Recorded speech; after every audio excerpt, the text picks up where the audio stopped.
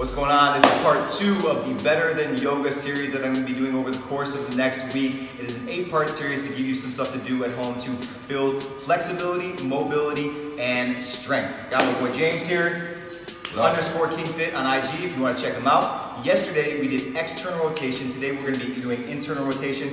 In the days to come, I'm going to be piecing together some more movements, again, to give you a full functional range conditioning workout to do at home. It's amazing. I know you guys are going to love it, so I hope you can continue to follow along. So again, today we're going to be working on internal range of motion of the hip.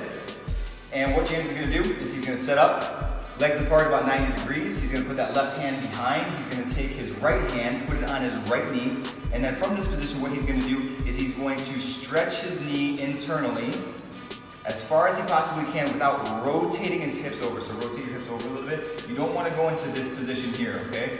So just to the point where you start to feel that stretch on the outside of the hip. Now what he's going to do here is he's going to rest for 2 minutes. We're not going to do that all the way through, but that's what you're going to do at home, okay? Then we're going to move into the pails and the rails portion of the exercise. Now the pails stands for passive angular isometric loading, and the rails stands for regressive angular isometric loading. And what he's going to do here for the pails is he is going to press his hand out into his knee at that new range of motion that he's just acquired after 2 minutes of passive stretch, and he's going to ramp that tension up from 10% all the way to 100%.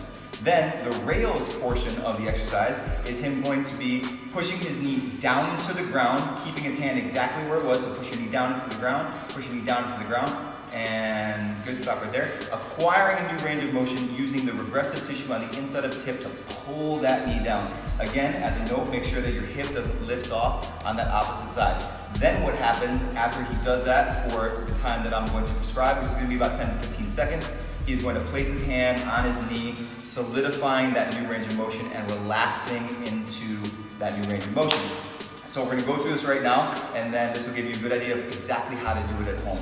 So come on back out, chest up tall, left hand behind you, right hand into the knee, and he's going to go inside, chest up tall. And one thing to note is that during this 2 minutes, you're going to breathe in 4 seconds and then exhale 8 seconds. Every exhale, what you're going to do is you're going to relax more deeply into the stretch, okay? So after 2 minutes, we're going to go into the pails and rails. So what he's going to be doing here is pressing into his hand, pressing his left hand back into the ground, flexing his entire body, 10%. That's called irradiation.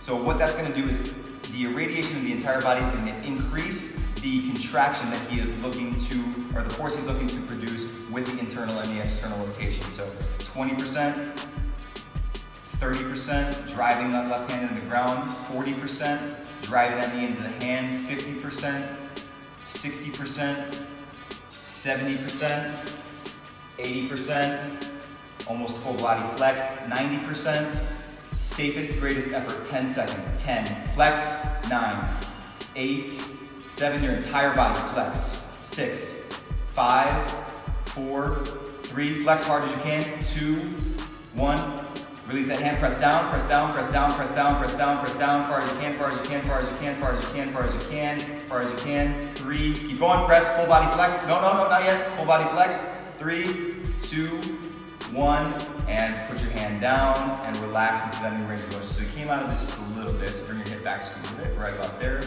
good. So all of that was great. The one thing that I would suggest though is that when you release the tension from your hand, don't move it back or forth. Just keep your hand exactly where you got to with your new passive range of motion, and then try to see how far you can drive your knee down.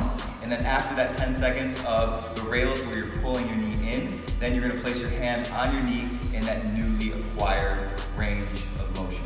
All right? So I hope this was helpful. Again, yesterday we did external rotation. If you didn't check out that video, I suggest that you go back. Today we did internal rotation. We're going to continue in this series building upon all the different things that you can do to build an amazing home workout so you can build not just your flexibility, but your mobility and your strength at the same time. Again, this is James over _KingFit. I'll see you in the next video.